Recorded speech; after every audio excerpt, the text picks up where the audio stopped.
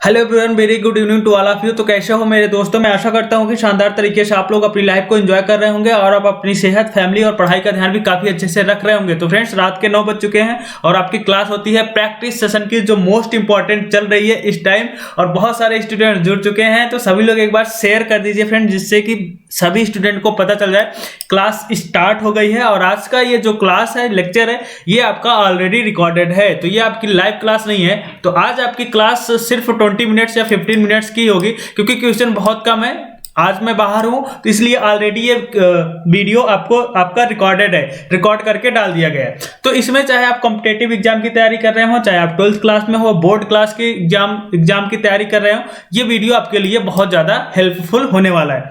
तो इसमें आपका कंप्लीट प्रैक्टिस सेट होता है फ्रेंड्स, ग्रामर का, प्रोज का, पोएट्री का। बट आज थोड़े से कम क्वेश्चन होंगे, जितने भी हैं इंपॉर्टेंट है। क्लास मैं बाहर हूं, इसलिए वीडियो पहले से रिकॉर्ड करके डाल दिया गया। टाइम कम होने की वजह से पूरी क्लास कंप्लीट नहीं कराई गई। तो जितने भी क्वेश्चन हैं इंपॉर्टेंट है, ध्यान से आपको पढ़ना है, समझ के आंसर करना है। ठीक है फ्रेंड्स? ओके, चलिए स्टार्ट करते हैं। तो सबसे पहले जितने भी स्टूडेंट्स हैं एक बार शेयर कर दीजिए, जिससे सभी को पता चल जाए कि आज की क्लास जो है बहुत इंपॉर्टेंट है और सभी जुड़ जाए। तो सबसे पहले आपके स्क्रीन पे आएगा कॉम्पिटिटिव लेवल के क्वेश्चन, जिसमें से आपको ऑब्जेक्टिव टाइप क्वेश्चन होंगे। उसमें से सिर्फ एक ही ऑप्शन सही होगा, जो आप सभी लोगों को बताना होगा कि कौन सा क्वेश्चन का आंसर बिल्कुल करेक्ट है। तो चलिए देखते हैं कि आज सबसे पहले आपके स्क्रीन पे कौन सा क्वेश्चन आता है। तो सबसे जो पहला क्वेश्चन यहाँ पे रखा गया है, एक्टिव एंड पैसिव वॉइस के। एक्टिव एंड पैसिव वॉइस के क्वेश्चन रखे गए हैं फ्रेंड्स, बहुत इंपॉर्टेंट क्वेश्चन है। आप लोगों ने बहुत सारी प्रैक्टिस कर रखी है पहले से, तो मुझे उम्मीद है कि आज भी आपका एक भी क्वेश्चन गलत नहीं होने वाला है। तो कुछ एक्टिव वॉइस में होंगे, उसे पैसिव वॉइस में चेंज करना होगा, कुछ पैसिव वॉइस में होंगे, उसे एक्टिव वॉइस में चेंज करना होगा। तो आज आपको कमेंट्स बहुत फास्ट करना है, तुरंत आंसर करना है, क्योंकि यहाँ पे आपका नाम नहीं लिया जा सकता, क्योंकि ये लाइव क्लास नहीं है। Someone is following us, someone is following us, इसे आपको पैसिव वॉइस में बनाना है फ्रेंड्स। ये आपका एक्टिव वॉइस में सेंटेंस है। तो ए ऑप्शन पे है we are followed by someone, and B option पे है we are being followed by someone, and C option पे है आपके सामने we were being followed by someone, and अगर डी ऑप्शन की बात करें तो we had been followed by someone, ये आपका डी ऑप्शन है। तो इनमें से आप सभी लोगों को बताना है, जितने भी स्टूडेंट्स देख रहे हैं सभी को बताना है कौन सा आंसर बिल्कुल करेक्ट है। ठीक है फ्रेंड्स? तो आप सभी लोगों को पता होगा कि एक्टिव वॉइस, पैसिव वॉइस में टेंस चेंज नहीं होता, यानी कि अगर वो प्रेजेंट टेंस में है तो प्रेजेंट में ही रहेगा, अगर पास्ट में है तो पास्ट में ही रहेगा। तो ऐसा आप लोगों ने अच्छे से रूल्स पढ़ा भी होगा। समवन इज फॉलोइंग अस, तो इसका जो आपका करेक्ट सेंटेंस बनेगा फ्रेंड, वो है आपका बी ऑप्शन। बी ऑप्शन यहाँ पे बिल्कुल करेक्ट है। We are being followed by someone. Okay, मुझे उम्मीद है कि बहुत सारे स्टूडेंट्स बिल्कुल, यानी कि सभी स्टूडेंट बी ऑप्शन के साथ ही होंगे, क्योंकि बहुत ही आसान क्वेश्चन था। ओके फ्रेंड्स, सभी को बात समझ में आ गई? बी ऑप्शन यहाँ पे बिल्कुल करेक्ट है। आगे बढ़ते हैं सेकेंड नंबर क्वेश्चन पे। सेकेंड नंबर क्वेश्चन इसी तरीके से बिल्कुल आसान है। He has not slept in his bed.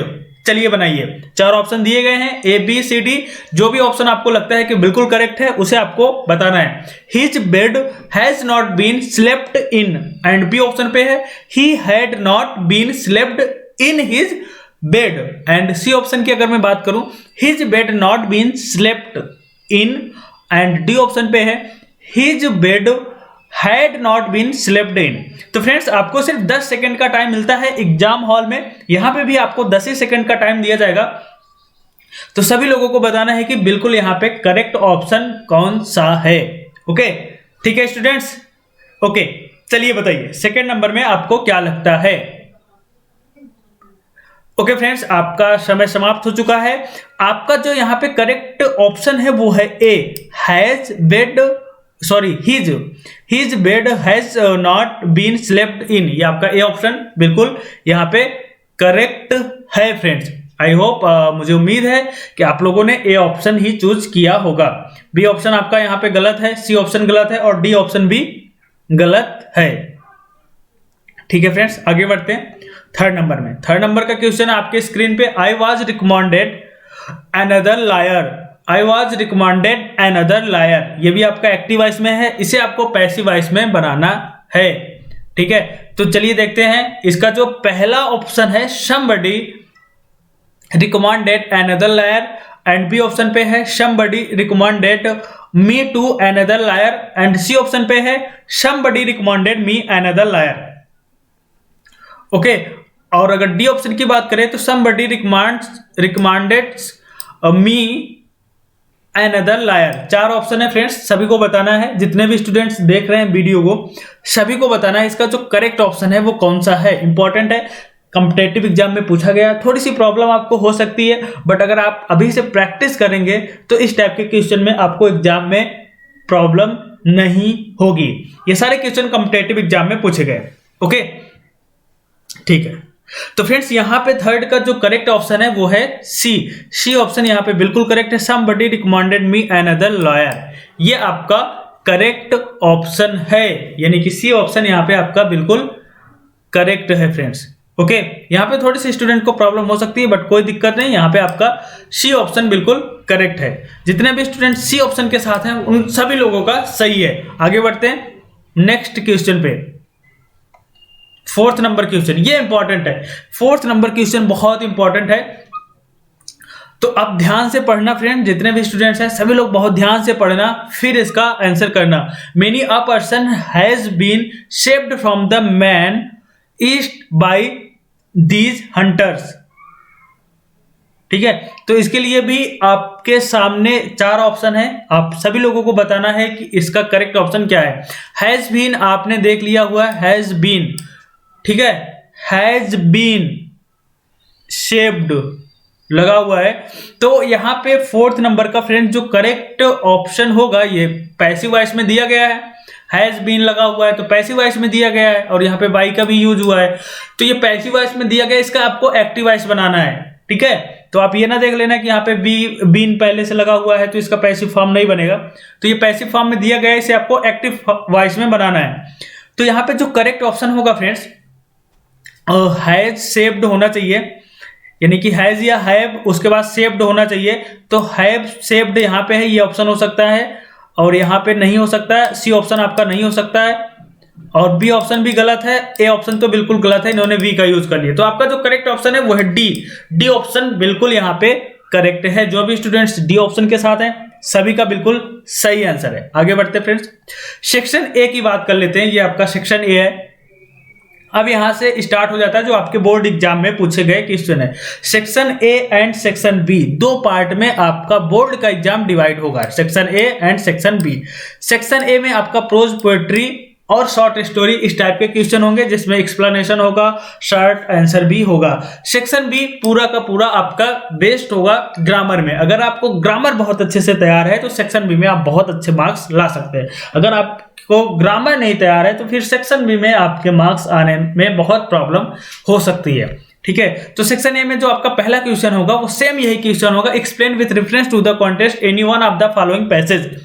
ये एक पैसेज दिया जाएगा, 2 पैसेज दिए जाएंगे या 3 पैसेज दिए जाएंगे, जिसमें से आपको एक पैसेज ही करना होगा। एक्सप्लेनेशन में यहाँ पे आपको 2 पैसेज दिया जाएगा, जिसमें से एक ही करना होगा आपके एग्जाम में, बोर्ड एग्जाम में।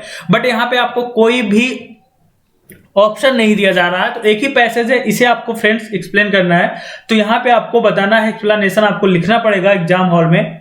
तो यहाँ पे आपको बताना है कि इसके रिलेशन का नाम और इसके राइटर का क्या नाम है। There is a pleasant sense of freedom about being alone in a. तो फ्रेंड्स इसे आपको पूरा पढ़ना है, पैसेज को पूरा पढ़ना है, पढ़ के समझ के बताना है ये किस लेसन से है और इसके राइटर का नाम क्या है। चलिए बताइए क्या लगता है आप लोगों को।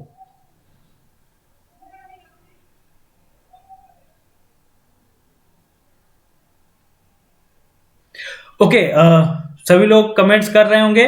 और यहाँ पे जो करेक्ट ऑप्शन है ये आपका किस लेसन से है, अ फेलो ट्रेवलर से है। ये जो आपका पैसेज लिया गया है ये पैसेज है अ फेलो ट्रेवलर से, और इसके जो राइटर है एजी गार्डनर इसके राइटर है। अ फेलो ट्रेवलर, जिन लोगों का कमेंट्स आ रहा सभी का बिल्कुल सही है, और एजी गार्डनर इसके राइटर भी हैं। ओके फ्रेंड्स, सभी को बात समझ में आ गई, इसका यही बिल्कुल करेक्ट आंसर है। फ्रेंड्स आप जो आप रेफरेंस लिखेंगे ना एग्जाम में, रेफरेंस में कोई भी गलती नहीं होनी चाहिए। अगर आपने रेफरेंस गलत कर दिया फिर आपको मार्क्स मिलने में बहुत प्रॉब्लम होगी। अगर आपने रेफरेंस में कोई गलती नहीं किया है तो आपको बहुत अच्छे मार्क्स मिल सकते हैं।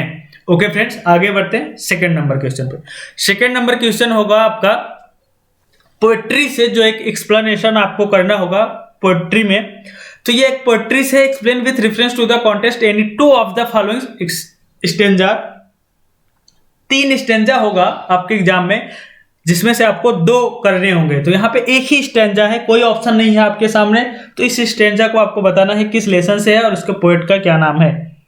ओके, तो चलिए बताइए फ्रेंड्स क्या लगता है। And slowly answered Arthur from the barge, ये बहुत इंपॉर्टेंट आपका है चैप्टर, जो भी जिस भी चैप्टर से है बहुत इंपॉर्टेंट है।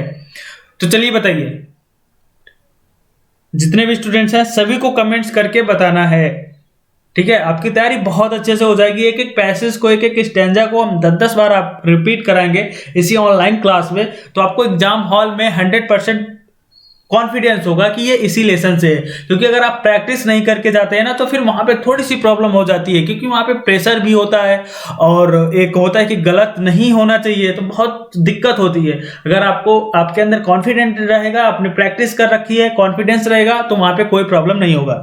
तो फ्रेंड्स, ये द पासिंग ऑफ अर्थर का है, ये जो स्टेंजा है ये द पासिंग ऑफ अर्थर का है, और इसके राइटर का नाम आप सभी लोगों को बताना है, साथ ही साथ हमें कमेंट्स भी करना है, ठीक है। सभी लोगों को कमेंट्स करके बताना है इसके राइटर का क्या नाम है, द पासिंग ऑफ अर्थर का। इसके राइटर का नाम हम नहीं बताएंगे, आप सभी लोगों को कमेंट्स करके बताना है। जो भी कमेंट्स कर रहे हैं बिल्कुल सही कर रहे होंगे, हमें उम्मीद है। ऑफलाइन में आपको कमेंट्स करके बताना है, यानी कि वीडियो फिनिश होने के बाद सभी को कमेंट्स करके बताना है कि इस किस लेसन से था और इसके राइटर का नाम क्या है। प्रोज में और पोएट्री में दोनों लेसन के नाम को आपको ऑफलाइन कमेंट्स में हमें बताना होगा। तो जब नेक्स्ट क्लास होगी तो उसमें हम देखेंगे कितने स्टूडेंट्स ऐसे हैं जिन्होंने बिल्कुल करेक्ट बताया है। आगे बढ़ते हैं। 3rd नंबर क्वेश्चन, यहाँ पे एक सेंट्रल आइडिया लिखना होता है आपको। आपके एग्जाम में आएगा 3 क्वेश्चन, 3 आएंगे, जिसमें से एक ही सेंट्रल आइडिया आपको लिखना होगा। तो जो भी आपने प्रिपेयर किया हुआ है वो आप लिख के हमें व्हाट्सएप कर सकते हैं, या तो आप यहाँ पे इसके राइटर पोएट का नाम भी हमें बताइए। जो भी आपने लर्न किया हुआ है, 1 लाइन 2 लाइन जितना भी आप टाइप कर सकते हैं, आप टाइप करके यहाँ पे हमें बता सकते हैं। या तो आपने जो स्टार्टिंग का फर्स्ट लाइन होती है, 2nd लाइन 3rd लाइन तक अगर आपने बहुत अच्छे से लर्न किया तो आप कमेंट भी कर सकते हैं, मेरे किसी भी वीडियो में कमेंट्स कर सकते हैं, जिससे मुझे पता चलेगा कि आपकी तैयारी कैसी है। ठीक है फ्रेंड्स, आगे बढ़ते हैं। किसी एक करना होगा सेंट्रल आइडिया, तो ये बहुत अच्छे तरीके से आप लोग लर्न करके जाना। आगे बढ़ते हैं सेक्शन बी पे। ये आपका सेक्शन बी यहाँ से स्टार्ट होता है और बिल्कुल मैथ के जैसे होता है। अगर आपने करेक्ट किया हुआ है तो 100% आपको मार्क्स मिलेगा, अगर आपने गलत किया हुआ है तो आपको 0 मार्क्स मिलेंगे। तो ये आज की क्लास का ये लास्ट क्वेश्चन है, सिर्फ इतने ही क्वेश्चन आज बन पाए थे और इसलिए इतने रिकॉर्ड हो पाए हैं। तो क्वेश्चन नंबर 4 है, change any one of the following sentences into indirect form of speech. He said, comma inverted comma, the man comes, and second number पे है he said, comma inverted comma, let me go to zoo tomorrow. तो friends बहुत आसान है, हमें उम्मीद है कि जितने भी स्टूडेंट देख रहे हैं सभी लोगों ने वीडियो को लाइक कर दिया होगा और ये बना भी सकते हैं। ये क्वेश्चन आपके एग्जाम में आया 2013 में यूपी बोर्ड में। तो एक एक सेंटेंस करके बनाइए। चलिए बताइए क्या लगता है। आपके एग्जाम में 2 क्वेश्चन आएगा, सिर्फ एक ही करना होगा, बट यहां पे कोई ऑप्शन नहीं है, आपको दोनों अटेंड करने हैं। यहां पे ऑप्शन नहीं दिया जाएगा। तो फ्रेंड्स, आप जब आपके सामने बोर्ड एग्जाम का पेपर होगा ना, तो आपको बहुत ज्यादा आसान लगेगा, इतना आसान लगेगा कि आप बोलोगे कि कितना अच्छा पेपर है।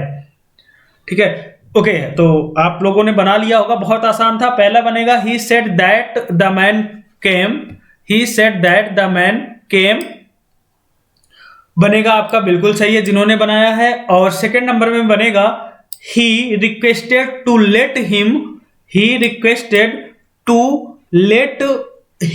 go to zoo the next day। Tomorrow को द नेक्स्ट डे में चेंज करते हैं फ्रेंड्स, तो यही आपने बनाया होगा, तो बिल्कुल सही है। He requested to let him go to zoo the next day, इसका करेक्ट आंसर यही है। तो आई होप फ्रेंड्स आज के क्लास के लिए सिर्फ इतना ही, क्योंकि आज की लाइव क्लास नहीं हो पा रही है। कल आपकी क्लास होगी अगर सब कुछ ठीक रहा तो, नहीं तो फिर मंडे से आपकी क्लास कंटिन्यू होगी। ओके फ्रेंड्स, तो आज के लिए सिर्फ इतना ही, और नेक्स्ट क्लास में जिसमें ओकैब भी होगा, सेक्शन बी के सारे क्वेश्चन होंगे, वो सारे क्वेश्चन हम नेक्स्ट क्लास में जरूर लेके आएंगे और सभी का कमेंट्स जरूर एक बार हम लेके आएंगे। तो आप लोग कमेंट्स जरूर करके हमें बताना कि आपको क्लास कैसे लगती है, और जो भी हमने दिया हुआ है कि पोएट्री के स्टैंजा के राइटर का नाम वो आप हमें बताना जरूर। ठीक है फ्रेंड्स, तो आज के लिए इतना ही। Thank you, good night.